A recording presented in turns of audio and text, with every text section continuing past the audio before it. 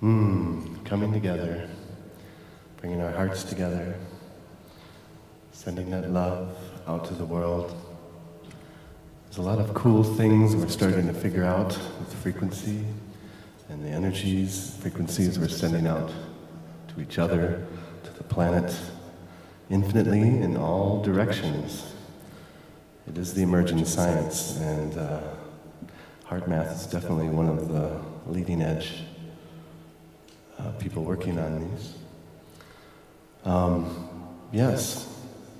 You know, the first thing my foundations came from the indigenous traditions and the shamanic traditions. It's a little less reverb there. And the first thing, it's ancient knowledge. It's just now we're rediscovering it, and it's coming into the masses because quantum physics, as well as metaphysics, the wording's a little different, but they're starting to say the same thing, that it's all frequency, right? It's all vibration. And the first thing my African teacher taught me was, he hit the drum, I swear, that's the first thing he said. He says, "This is your intention amplifier." It's old knowledge, right? They know. They've known for a long time. And most of us forgot. And now we're starting to remember again. And it's that time in our evolutionary process to remember about frequency. And not only is the universe exist in frequencies, right? Whether it's light frequency, sound frequency, audible frequency, inaudible frequency. It's all vibration frequency. And the other aspect is rhythmic pattern. Everything in the universe also has rhythmic pattern, whether it's the solar systems revolving, the seasons in the earth, the way our systems work together, ebbing and flowing, and synchronicities, right? It's all rhythmic pattern. Our heartbeats, every star, every planet is magnetically pulsating, right? So that's the other thing, it's pattern, rhythmic pattern, and frequency.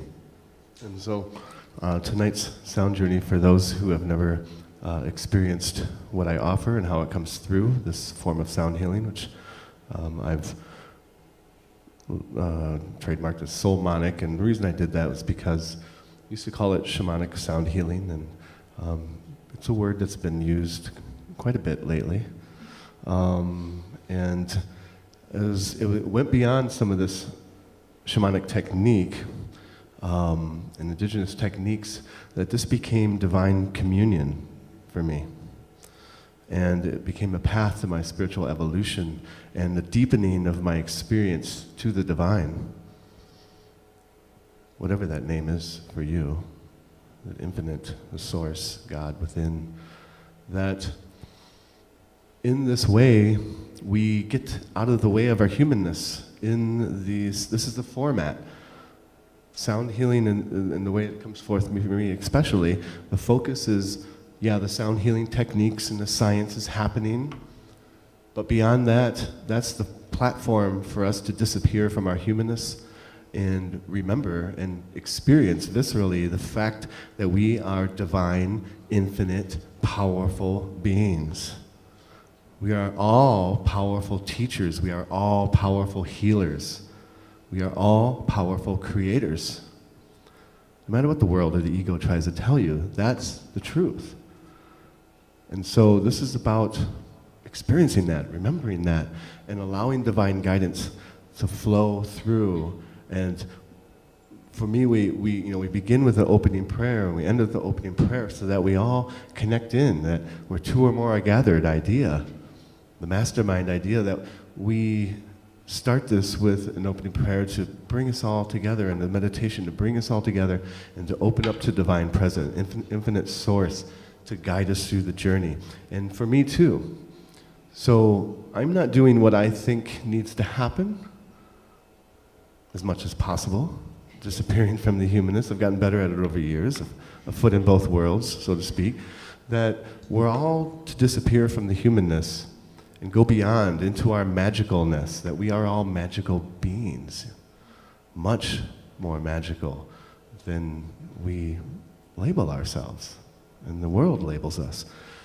So in this space, when we call that forth, and we disappear from the humanness and the ego, and allow the guidance to come forth from within us, right? We remove the veils of separation, or at least levels of it, a little more. And I go into this journey with you to allow that guidance also, so that what comes through is for the greatest good of the benefit of the all, right? It's still a personal journey, just as your connection to the divine is your own personal journey. And so you'll receive what you need in the moment also. But it goes even beyond that. When we call divine presence in, it's not just our version of health, healing, right? Peace, love, and joy. But we move into divine love, divine health, divine, that infinite source, not the limited source of the human views of things, right? And what also comes through in this process is what is needed from divine source is braiding with the energy, just as our consciousness and our intentions, our frequency, that each instrument is amplifying, right? This is your intention amplifier. Every instrument is amplifying the intention, right? And that's a frequency, and it's braiding with the sound of whatever the instrument is and being amped up, right, into a vibratory state that we can feel and hear. And also, the divine presence that we call that forth, then that's coming through also. So the frequencies that are for our evolutionary process, both consciously and physically, because we are evolving, right? And so when we open up to that source, we're receiving activations, awakenings, realignments, rewiring in our energy meridians, in our energy grid, in our DNA, from source. So what's coming through is for our highest benefit in our evolution, right? Beyond science, beyond the human mind. And so that's what I feel so very blessed in the understanding of what's coming through, is that it's beyond just the moment healing in this moment now, and extremely beautiful that is. It's beyond that. This is for the human evolution. This is why frequency also is becoming prevalent in the human experience worldwide, because it's that time. Frequency is part of the next evolutionary jump, understanding the frequency and using that to be conscious, that we become conscious creators, that our thoughts are creating, that the intentions we are holding are creating and broadcasting in every direction, right? Realigning molecular structures and also calling in to our experience. But the problem is, for a long time and still, is that we're creating unconsciously, right? We're thinking about all the stuff we don't want, and this is not new information either. But it's waking up to that. We start to be conscious of what we're thinking, what we're feeling, what we are broadcasting to each other and to the universe, to ourselves, so that we start consciously creating more than we're unconsciously creating, right? So I feel very blessed to be here and part of this conference and to share this, and that you all have come here to share and expand and grow.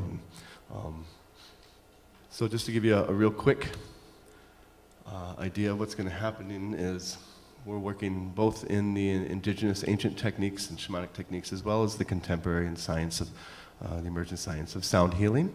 I like to incorporate as many frequencies as possible, because different ones interact with our bodies and our energy systems and what's related to those resistant places within us from past traumas, experiences, or daily stresses in the life, disconnections. We all have our own chords we're playing, right? We all have a chord, a sound that we are emanating. That's a collective chord of all of our stuff. And so not every sound affects everyone the same way. So I try to incorporate as many as possible, with as many elemental energies involved also, so that cover a wide range, right?